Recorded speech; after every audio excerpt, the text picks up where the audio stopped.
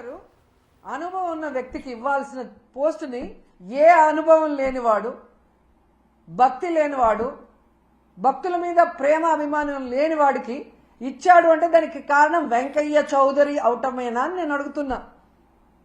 ఇక ఎస్పీగా సుబ్బారాయుడు గారు తన దగ్గర సెక్యూరిటీ ఆఫీసర్గా పనిచేసిన వాడిని తిరుపతి తీసుకొచ్చి ఎస్పీగా పెట్టాడు.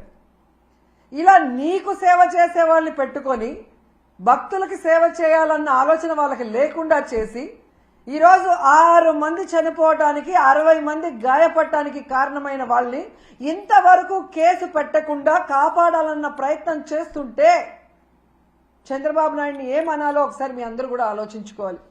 ఎందుకంటే దీంట్లో వీళ్ళందరితో పాటు మొదటి ముద్దాయిగా చంద్రబాబు నాయుడు గారిని పెట్టాలి. ఎందుకంటే ఒక పక్క మోడీ గారి మీటింగ్ జరుగుతుంది, దానికి ఉన్న పోలీసులంతా అటుపోయారు. ఇక చిత్తూరు తిరుపతి జిల్లా పోలీసులనైనా ఈ టోకన్ల దగ్గర పెట్టి ఒక 3 రోజులు ముందుగానే టోకన్లు ఇచ్చి వాళ్ళకి సేఫ్టీగా పంపించుంటే ఈరోజు ఈ దుర్ఘటన జరిగి ఉండేది కాదు. కానీ 9వ తేదీ టోకన్లు ఇస్తామని చెప్పి అది 8వ తేదీ సాయంత్రానికే ప్రీపోన్ చేసి 6, 7, 8 చంద్రబాబు నాయుడు కుప్పంలో కూర్చొని ప్రోగ్రాం చేసుకుంటూ పోలీసుల్ని అధికారుల్ని తన చుట్టూ తిప్పుకొని వాళ్ళని పని చేయకుండా చేసి 6 మందిని చంపేసి ఇప్పుడు అధికారుల తప్పిదం అంటే ఇది తప్పించుకోవడం కాదా?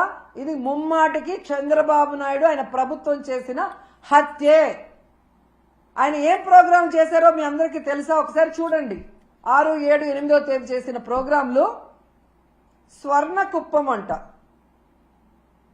కుప్పం విజన్ 2029 అంట. 30 ఏళ్లకు పైగా కుప్పానికి ఎమ్మెల్యేగా ఉన్నావు, మూడు సార్లు ఆల్రెడీ ముఖ్యమంత్రిగా చేశావు. అప్పుడు చేయలేని స్వర్ణ కుప్పం ఇప్పుడు చేస్తానని ఇలాంటి ఒక క్రూషియల్ టైంలో పెట్టి నీ సెల్ఫ్ డబ్బా నీ భజన నువ్వు చేసుకోవడానికి 6 మందిని చంపేసి 60 మందిని గాయాల పాలు చేసి మళ్ళీ కళ్ళబొల్లి మాటలు ఎంతవరకు మాట్లాడటం సమంజసం? కాబట్టి మొదటి ముద్దాయి చంద్రబాబు నాయుడే, అధికారులు కాదు. అధికారులను పని చేయకుండా నీ చుట్టూ నీ సేవ చేయించుకున్నది నీ తప్పు. ఇలాంటి సమయంలో పెట్టుకోకూడదు అలాంటి ప్రోగ్రాం. ఒకటి కొంచెం ముందైనా పెట్టుకోవాలి, లేదా పండగ తర్వాత అయినా పెట్టుకోవాలి. ఎందుకంటే వైకుంఠ ఏకాదశి 10వ తేదీని అందరికీ తెలుసు.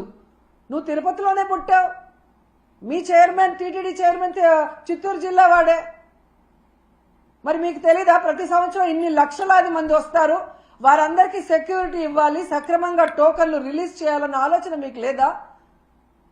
మళ్ళీ సిగ్గు లేకుండా నిస్సిగ్గుగా ఆ గాయపడిన వాళ్ళని పరామర్శించేటప్పుడు ఈ టోకన్ సిస్టమ్ నేను తేలేదమ్మా, గత ప్రభుత్వం తప్పు అంటున్నావు. మరి గత ప్రభుత్వంలో టోకన్లు ఇచ్చినప్పుడు ఎక్కడా తొక్కిసలాటలు జరగలేదు, ఎక్కడా ఎవరు చనిపోలేదు. మరి ఇప్పుడే ఎందుకు జరిగింది? మీ చేతగానితనం కాదా? మీరు పెట్టుకున్న మీ భజన పరుల వల్ల జరిగిన తప్పిదం కాదా? ఒకవేళ అది కరెక్ట్ కాదనుకున్నప్పుడు నువ్వు ముఖ్యమంత్రి అయ్యి 7 నెలలు అవుతుంది, మరి ఎందుకు తీసేయలేదు ఆ టోకన్ సిస్టమ్?